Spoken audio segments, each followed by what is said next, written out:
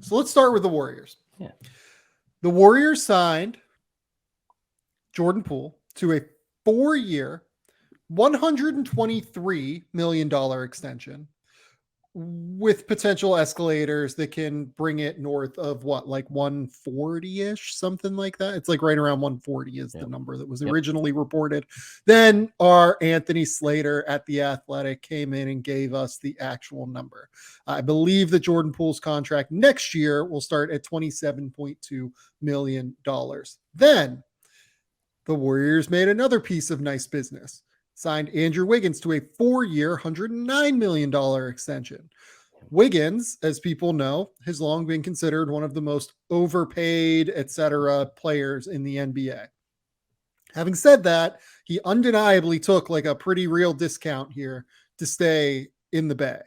This is a guy that I cannot imagine getting under $30 million a year if he would have hit the open market this offseason. He is someone that a team would have absolutely sold themselves on, especially given the way that the cap is going to rise moving forward. Having said that, I don't necessarily think this is like a bad deal for Andrew Wiggins, if only just because he's finally found a home. He's finally found somewhere he's very comfortable as a player.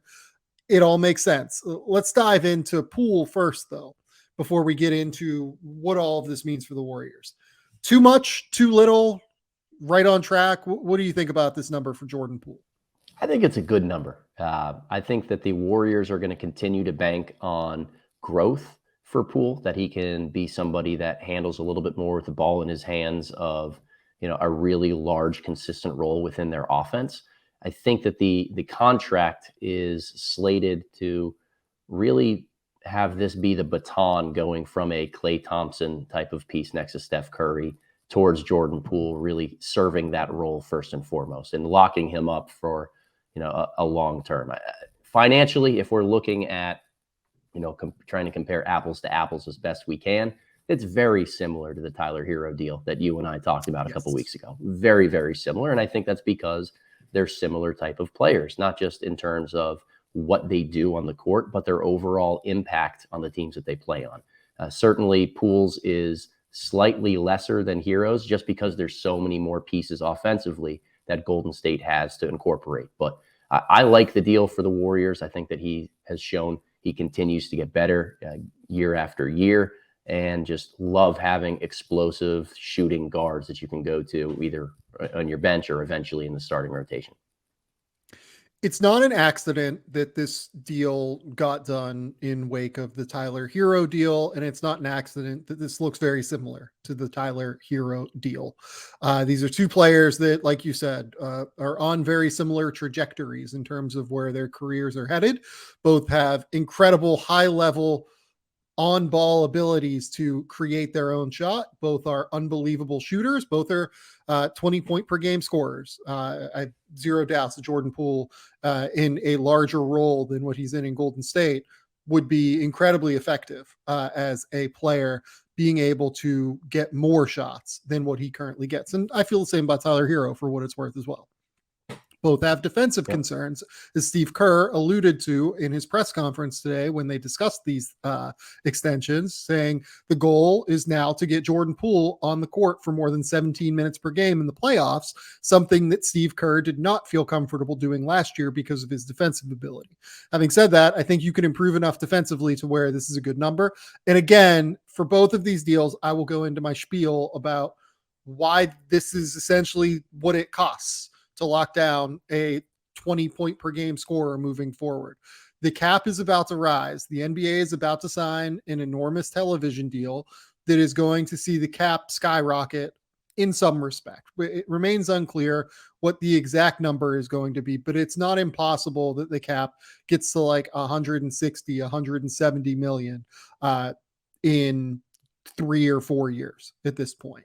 The middle of this contract for Jordan Poole, there's a real chance that this is a discount contract, not a contract that is considered an overpay. For next season, is it probably an overpay? Maybe to an extent. I can see a case for that, but at the end of the day, you are what you're worth. And I see zero doubt that a team like Orlando, who has been rumored to be in the Jordan Poole market, would have maxed him this summer. It wouldn't have even been a question in my mind. They would have absolutely given him the full boat in order to sign him. So the Warriors get him at a slight discount on the max, but at a number that works somewhat within their cap. Now let's play the same game. Oh, go ahead. No, I think that's right on there with Jordan Poole. My big thing is we're trying to assign market value to a contract without fully knowing what the market actually is, because we don't know what the salary cap numbers and everything is going to be. This is an estimation on value, and the closest we can get, like we said, is comparing it to the Tyler Hero deal. In that regard, I think both contracts look fine. Yeah. Okay. I will ask the same question now of Andrew Wiggins. 4 years, $109 million. Last year, player option, it seems like, reportedly. Too much, too little, just right for Andrew Wiggins. I definitely expected Wiggins to get more. That said, he's coming off an all-star campaign and has looked the best that he's looked in his entire career. And there's no accident for that. A lot of that has to do with the role that he fills in Golden State, where he's not the number one option every single time down in the half court trying to create for his teammates.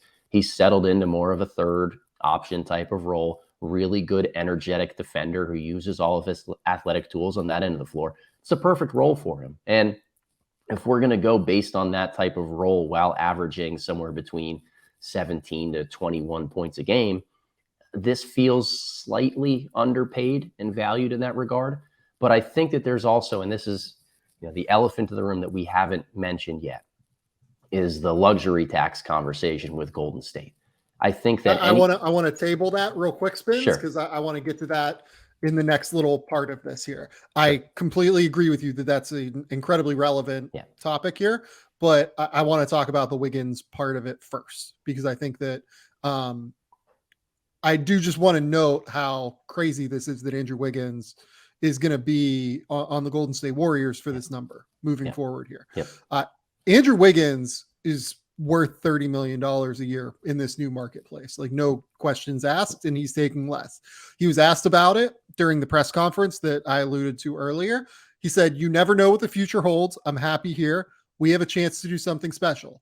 I have no regrets signing this contract."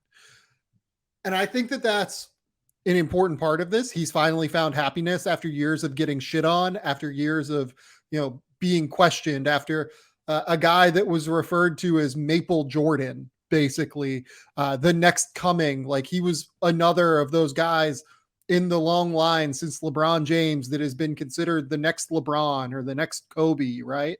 And he's not that, but he is a very good player. And he's someone that is between that, like, high-end starter, low-end all-star level. And that guy gets paid $30 million within the new paradigm of what the NBA salary marketplace is at this point. So for him to take 4 years, 109, which, you can compare it to the RJ Barrett deal. You can compare it to a number of other deals on the marketplace that have recently been signed. It's a great contract. Andrew Wiggins is absolutely worth more than this, but it's important to note, like, Andrew Wiggins has the security already to be able to sign this, whereas like someone like Jordan Poole can't take a discount, right? Andrew Wiggins at the end of this season will have made $170 million in his career. Jordan Poole will have made something like 12 million, 10 million, something like that. Andrew Wiggins has the ability to take a discount here in order to be happy. And I think that that is what is really, really important to consider here. Not everyone's circumstance is the same. And I love that Andrew Wiggins is doing this. Like, I love that he's found happiness and this is where he's going to stay. He averaged 17 points, 4 rebounds, 2 assists per game while shooting 47% from the field, 39% from three last season. Numbers that don't blow you off the page, but whenever you're considering the fact that he's the fourth option and then also is a very, very high level switchable defender now. Yeah, he's awesome. This is a great deal for Golden State. It's a great deal. Yep. Great deal for them. And I think a really good one for Wiggins too. We're going to look at this from a financial perspective and say, you know what, he might not be getting as much as he could at other places. Therefore, is it a bad deal? But you heard his tenor in the press conference today. This is a guy who is really thriving within their system there in Golden State and understands this is the best place for him to continue to play a game that maximizes who he can be on an NBA floor. So I think that there might be some amount of, I don't want to call it a hometown discount, but he's willing to take a little bit less to make sure that the team around him remains competitive in the future as this luxury tax situation happens, as there's a next growth of the cap here. And that's a good thing for Wiggins because he needs to be surrounded by other good players. Okay. So now let's get to the thing that you wanted to bring up, the luxury tax. So Joe Lacob has been like fairly clear that he doesn't really want to get above the $400 million number in terms of total salary plus luxury tax number. That is just crazy to me. I mean, this team just absolutely prints money in a very real way that many teams don't. Essentially, Joe Lacob has said like they don't want to increase the number above like $190 million, essentially. Draymond Green can be a free agent this summer. He has a player option for $27.2 million, which strangely is actually the number that Jordan Poole is likely to slot into next year, assuming he doesn't make some of these what are classified as unlikely incentives right now. I just, Bob Myers spoke today. He said that these are decisions we have to make after the season. We're not worried about it right now. We'll figure it out afterward. And he's right. The Warriors are set for what their luxury tax bill is going to be this year. They're not set for the luxury tax bill until the end of next year. They have a lot of time to be able to figure this out. They basically have like 18 months to be able to figure out next year's luxury tax. I think it's smart to just lock down Jordan Poole and Andrew Wiggins and figure this out later. But there is some sort of toll coming here, and you do wonder what this means moving forward for the Warriors. So I will give you the floor. You wanted to bring up the tax earlier. I mean, where are we at with what we think this means for where they go in their next steps? Well, you got to wonder what it means first and foremost for Draymond Green. That's really the big elephant in the room right here, because we talked about Jordan Poole slotting into that spot. Does a long-term kind of cash in for Draymond Green, if he tries to get that and stay in Golden State, happen? That just blows up the tax bill a little bit further. They've got a couple younger guys on their roster that seem and feel young right now. But if we're talking about the end of next year, by the time these luxury tax payments are really going to be due, that's when James Wiseman and Moses Moody will come off of their rookie deals. So no longer do you have two potentially talented rotational players that are under fantastic team control contracts. Well, and let me be clear on Wiseman too. Yeah. Wiseman is already making $12 million next Yep. year. And I'll talk about that in a minute. But Wiseman is on a big contract as it is by being the number 2 overall pick. Right. So a lot of these, smaller, like Wiseman's is not a small number by any means, but smaller in comparison to the stars that they have. They've got to be able to figure out what's the right pathway forward. Like I keep thinking that the long-term luxury tax ramifications all boil down to the importance of this year evaluating those younger guys and figuring out who is really worth keeping long-term, who they can build around, and then what is the right time to cash out if they realize that that's not going to be in their long-term plans. So given that Andrew Wiggins is basically taking less to stay with Golden State, like he'll be making like $10 million less, and then Jordan Poole will be making basically like $24 million more. They basically have to find $14 million somewhere. Like that's what they have to do. They have to find that number somewhere, say it's 15, say it's 13. They have to find something in that $14 million range in order to make this work. Draymond Green is $27 million. Maybe you can get a couple of million back if he declines the player option and signs like a 480 or something to stay. Right. But I think that they're going to be smart about this, and they're going to make a decision here based off of where they're looking into the future. And I think that how Draymond Green plays this year is going to be the critical factor here. Draymond Green is their easiest way to make this work. It doesn't make it the best way to make this work. And there are other ways that I'll kind of discuss here in a minute. Draymond Green, just allowing him to depart, that is the most expedient way to get their salary under the threshold that ownership seems to want to get under. Having said that, Draymond Green's really fucking good at basketball. Like, this is the thing. Losing Draymond Green, like you even see him in the preseason doing Draymond Green things. He looks like he's ready this season to like come out and win Defensive Player of the Year. Like, he is not here to mess around. He understands this is his last chance at a payday.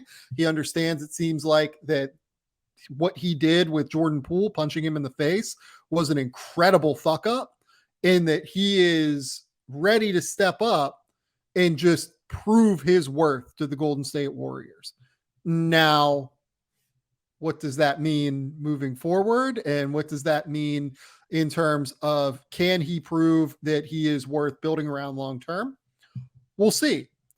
$27 million off the books next year, though, is something that's doable. Jonathan Kuminga looks really, really good this preseason as well. Moses Moody has looked pretty good so far this preseason.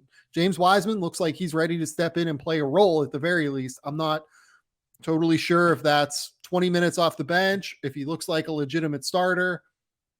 We'll see, right? I don't think we have a great indication there yet.